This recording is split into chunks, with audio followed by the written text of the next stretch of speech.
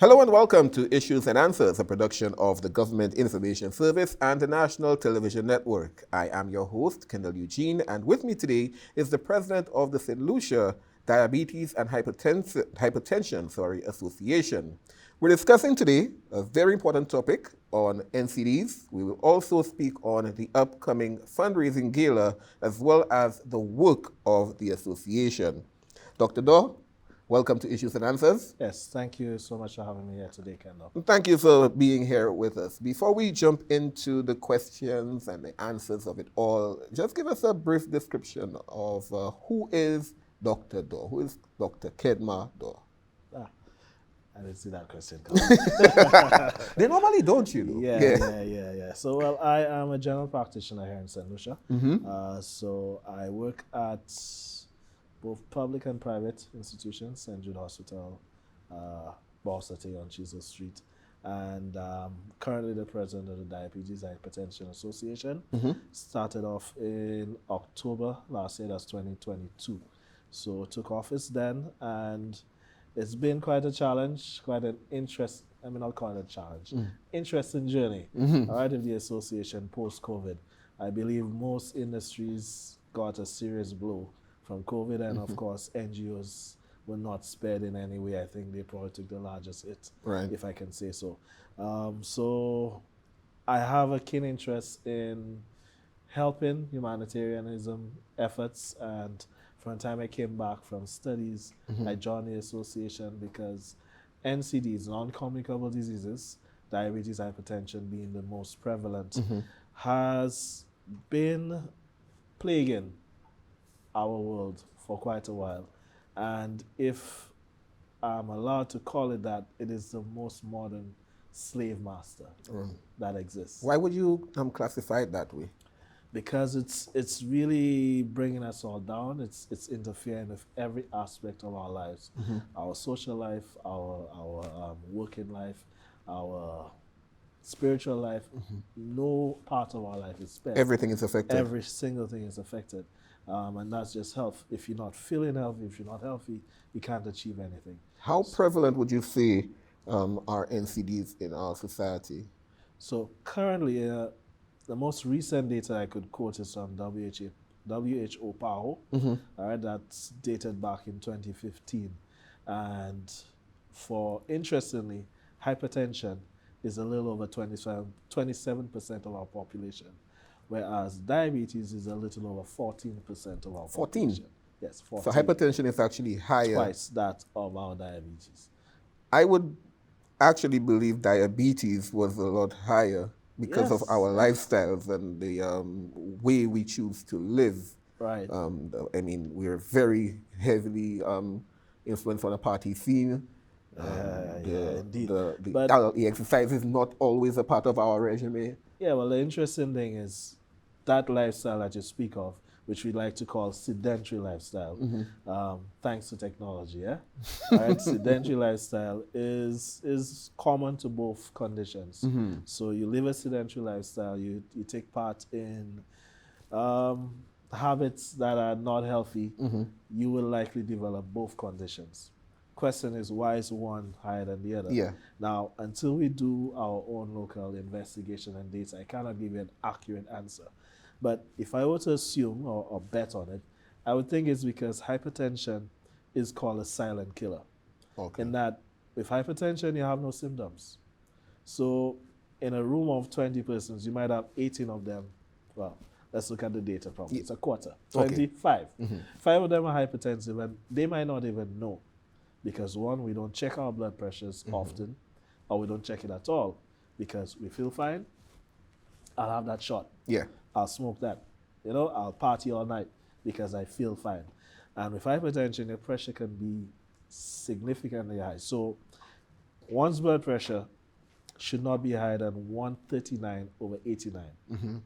139/89. All right? Blood pressure has two numbers, the top and the bottom. Yeah. If you're speaking blood pressure, you have to mention both numbers. So once it's not higher than 139/89, you don't need any medication, right?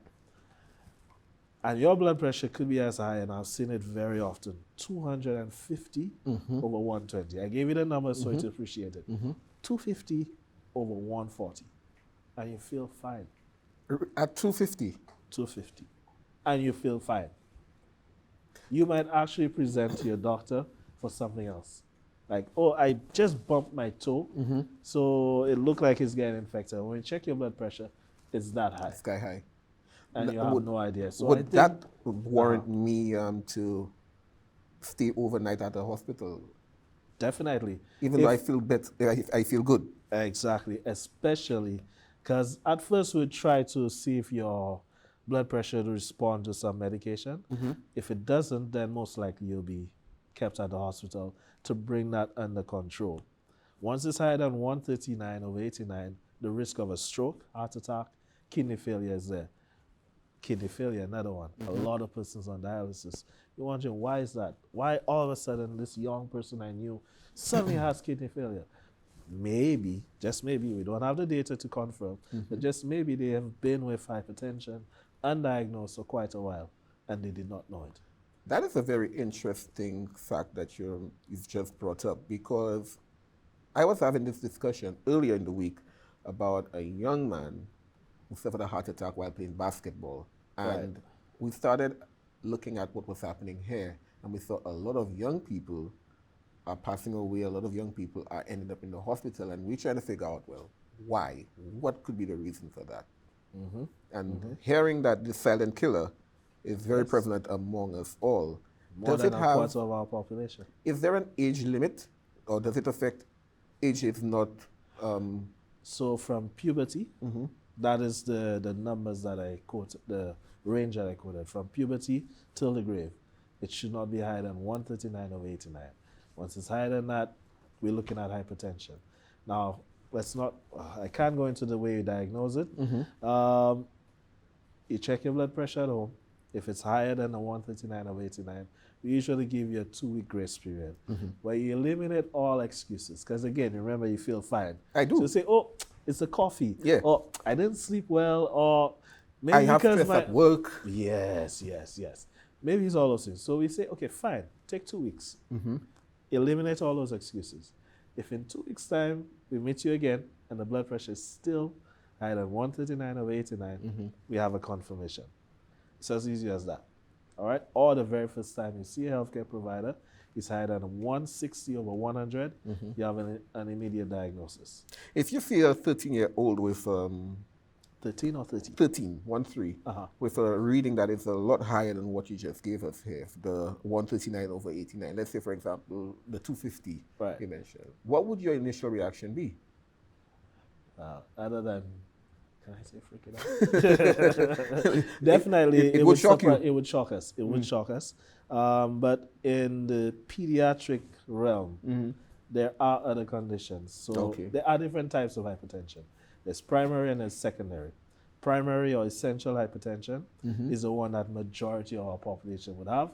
That's the one that's genetic. That's the one that most times we say we just don't know why it happened. How it happened. Yeah, secondary means there's something causing it. In the pediatric realm, when we diagnose it, it very often is related to kidney disease. So something going on in the kidney that causes this, or something going on in the brain that causes it. So when you are found with an elevated blood pressure, there needs to be an initial investigation to see which one is it. First, is there something causing this, which is why I spoke of. Let's allow you to eliminate all excuses. Take your 2 sleep weeks. and so on. Or if it is just hypertension, as we know it. So an investigation will have to be done in both cases to confirm what might be causing it. And if we can't find a cause, then it's called primary hypertension. Okay. We have to take a break in a little while. And I would like to know if we have data to confirm our numbers after the break. So let's take that break quickly, and when we return, we'll chat about the data, the availability, if No it problem. is there. And of course, we need to speak about the fundraising activity. Yes, Yeah. yes, All right. yes. We'll take a break right now. This is Issues and Answers. I am your host, Kendall Eugene. With me is the president of the SLDHA, Dr. Kedhma Dorh, and we're discussing, among other things, a fundraising gala for the association and the public, the education, the sensitization on NCDs. Be back with more. Imagine being away from home, surrounded by danger and hostility, unable to escape or speak the language, and being exploited. It might sound like fiction, but for 40 million victims of human trafficking worldwide, it is a reality. Innocent people enticed by the promise of a new life, then enslaved into forced labor or sex trafficking. Human trafficking happens in plain sight. Know the signs, see it, report it. To report suspected cases of human trafficking, call the TIP hotline at 847. Welcome back to Issues and Answers, a production of the Government Information Service and the National Television Network. I am your host, Kendall Eugene, and with me, the president of the SLDHA, the St. Lucia Diabetes and Hypertension Association, Dr. Kedhma Dorh. Yes.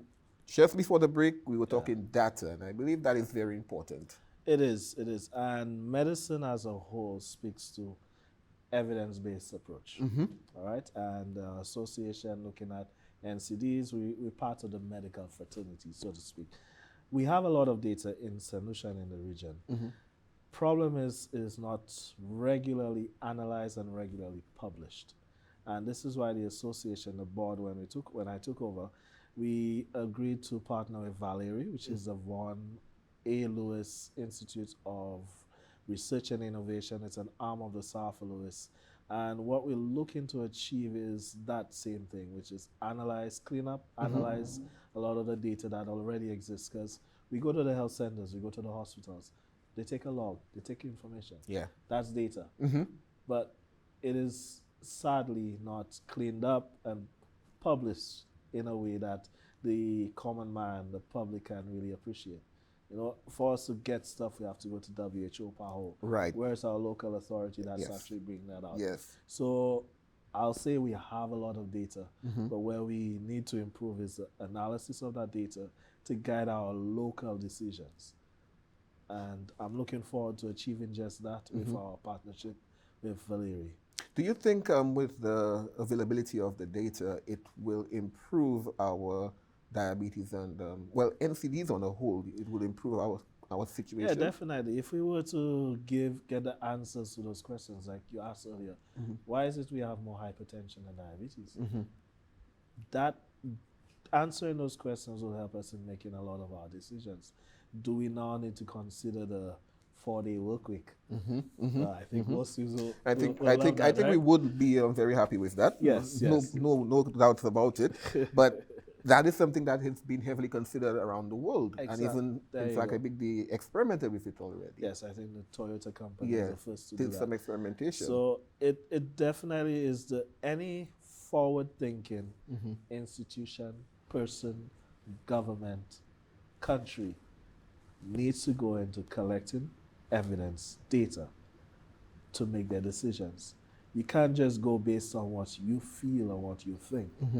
Now, you might know a few persons and your information will be skewed. The persons you lime with or you hang out, Right. they will probably give you the answers you already know or the stuff you want to hear. What about those you don't interact with? What about those you don't speak to on a daily basis? They do count as well. And you want to be able to represent the majority. And the only way to do that is let's get our data, let's clean it up, let's analyze it, let's bring it out. So moving forward is definitely something we do. So at the association, we provide screening services Okay. to a lot of our corporate partners. So we come to your workplace and we do your blood sugar, blood pressure, everything to do with diabetes, hypertension. And we're able to give you that information. But again, our partnership is going to allow us to give you a report at an institutional level and an individual level. Correct. Now, one of the intricacies of data analysis is consent. So that's Yes. one of the things I'm saying out there. We will get your permission first. All right, we have to get your permission to use the data. And of course, when you collect data, it should not be personalized data in that my data cannot be linked to an individual. It has to be generalized so nobody can say, oh, that's Kedhma or that's Kendall, you know? It has to be in a way that nobody can recognize where it came from, but it is a representation of the population. Now, with NCDs, how important is early detection and prevention? And what strategies would you recommend as the president, and of course as a medical practitioner yourself? All right, so early detection is the key to almost every single condition that exists. And NCDs is no exception. And that's why we try our best. And the vision of the association really is to be the focal point in contribution to the prevention, education, management, and hopeful eradication of diabetes and hypertension. So that's why we, as a board, decided our approach is going to be heavily based on sensitization, because our understanding, again, and qualified as in without evidence, our understanding is persons are not educated enough. So we've partnered with, we've reached out to almost every corporate house that exists, and I'm saying this again, anyone, any business place, anyone who wants us to come in and have a talk with your staff, give them education on diabetes, hypertension, that is our mandate. Just call us, 452-7693, speak to the secretariat, we'll book a date. We actually have designed a lecture series that could be either quarterly, monthly, and we do that for free. We come in and we talk. We educate the public, and that is what we're trying to do. Last year, we went to the board, that is, we went to our alma mater primary schools to give a very specific and brief message. You know that if you want to live a healthy life, you need to diet properly and exercise. All right, and of course, this is us trying to detect early. So screening and prevention starts from school level. I was recently at a regional meeting, HCC, Healthy Caribbean Coalition, that the association is a member of. We're also a member of the International Diabetes Federation. So we're not alone. We're part of a wider group of persons concerned with NCDs. And again, saying this, NCDs is an international issue. Right. It's not just for St. Lucians only. It's worldwide. It is for every single race, every single ethnicity you could think of. Diabetes and hypertension is plaguing us all. Correct. All right. IDF actually projected that by the year 2030, if we don't do something about it, 1 in 9 persons will be living with diabetes. Now, you mentioned the help of corporations and different organizations. Briefly tell us, why is it important to get the assistance from these type of entities to support your efforts and combating the NCDs? All right, so there are two points that I would like to raise there. One, we're helping them in their productivity. If you don't have a healthy workforce, you don't have a company. Right. All right? So NCDs being one of the bigger plagues or slave masters that we have, enslaving our population, we need to help the corporate sector, because this is what's driving our economy. This is what's driving our progress as a nation. We think that we need to help them achieve that, okay? Educate every single person working with them to live a healthier life. And two, of course, sadly, money is what makes the world go round. So we could use some partners to help us achieve that mandate. And this is where, from the individual to the corporate, we would appreciate your support in donations, in your time, membership, and of course finances to achieve just that. All right. We're getting ready for a break, and when we get back from the break, we will discuss some of the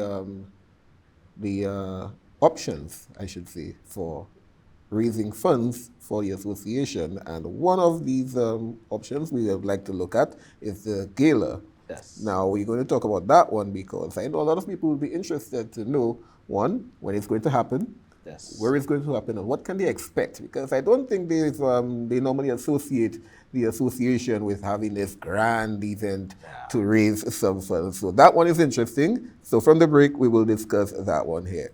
We'll take a quick break. This is Issues and Answers, a production of the Government Information Service and the NTN. Be right back.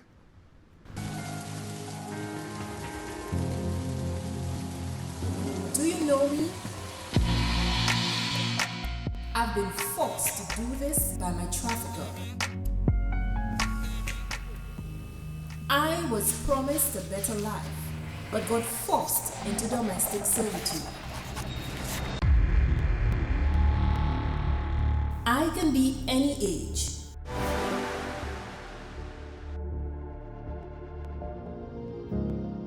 I can be any gender.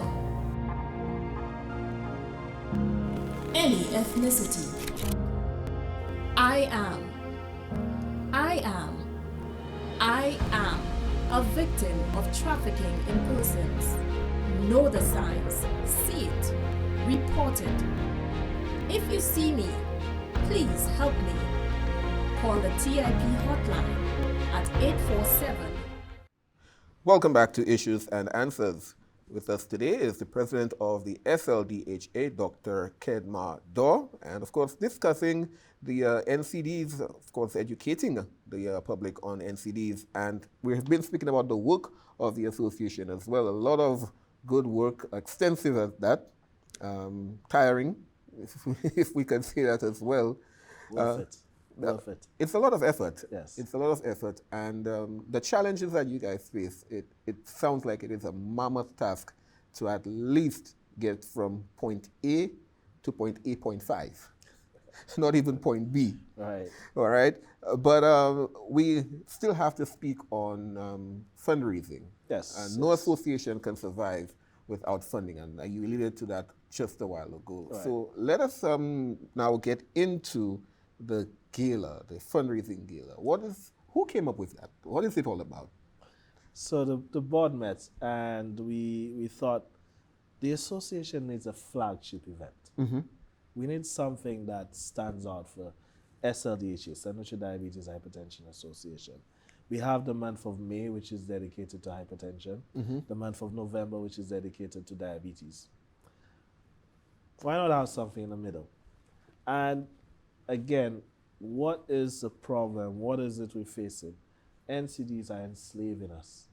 We're about to celebrate, I don't want to call it celebrate. There's an awareness month coming up, awareness date, which is emancipation. And to date, we don't have the slavery that existed before. It has evolved in many ways. And one of those slavery systems is with our healthcare, our health status. So we thought to have an emancipation from NCD event. Okay. All right, That's so- it. That's different. Yes, so we're looking at emancipating ourselves from the burdens of NCDs, diabetes and hypertension to be exact. So we decided that the event should be towards the end of the month so that we don't compete with too many of the national events at the beginning of the month. So Understood. this year is going to be our first event, all right, our first annual emancipation event with the theme Breaking Barriers. So as we mentioned earlier, NCDs affects everyone. And it is everyone's business.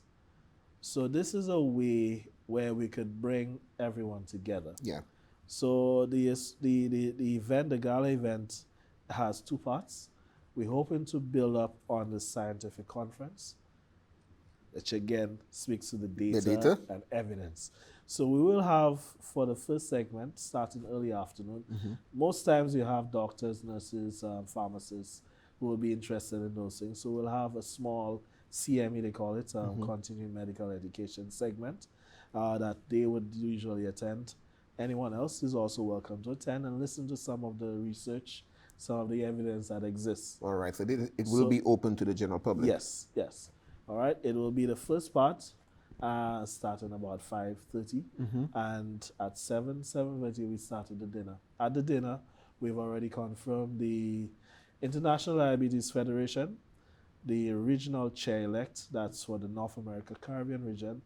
Their representative is going to be at the gala, who will be giving some remarks to let us know from a diabetes perspective what's going on in the region, what's happening, how they think we can break some of those barriers. We also have the Healthy Caribbean Coalition. That's a regional body that brings together NCDs.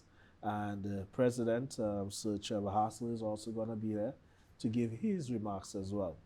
And of course, we can't do without our local celebrities, right? We're looking forward to having our Minister of Health giving his remarks, and of course our Prime Minister as well giving his remarks at this event. Okay. And we will be announcing soon our keynote speaker, who's going to take us home with a charge as to how to break the barriers that exist of this slavery of the brought about by NCDs. Can we really break the barriers, though? Do you believe it can happen? Definitely. In our vision, the last part of the vision is to eradicate diabetes, hypertension. Studies have shown that you can eliminate your family risk or family history if you have 3 generations of none of them. Okay. So if right now, Kendall, you don't have diabetes or hypertension, but it exists in your family, you get married, your wife also should not have it, and let's say, God forbid, her family has it. The two of you make a deliberate effort that we're not going to have diabetes, hypertension.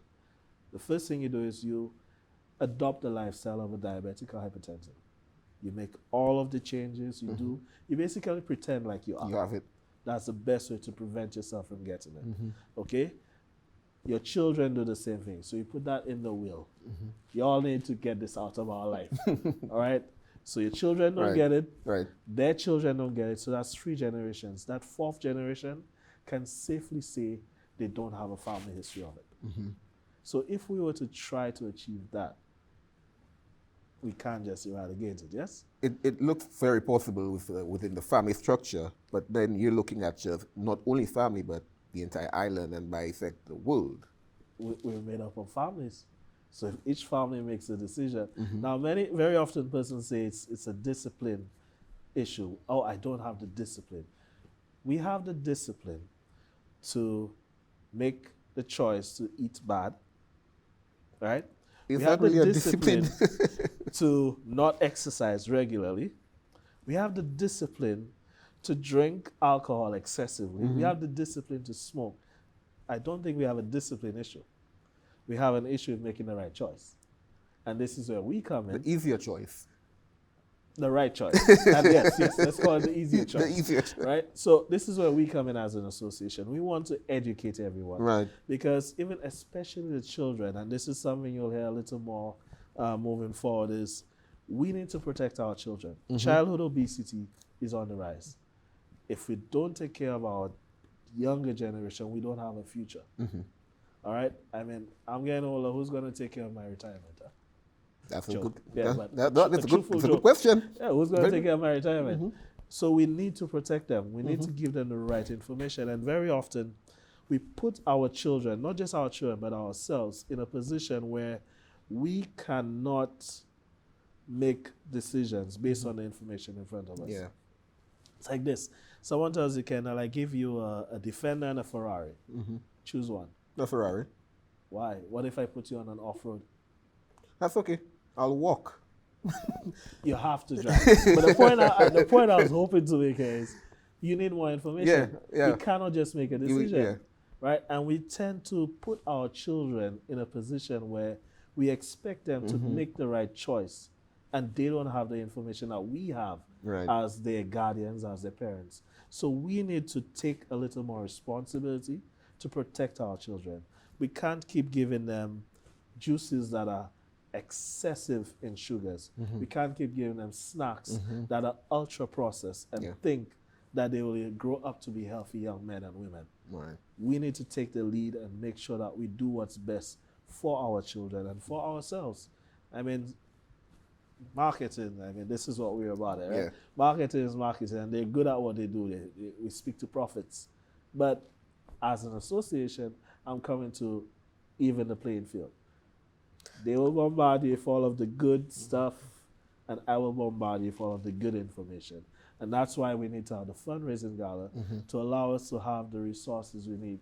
Sadly, our website is not where we want it to be. We'd like to do a lot more. And this is where persons coming on board, supporting this gala, is going to allow us to give you that information, that education that you need to make the right choices. How can they get tickets for the gala?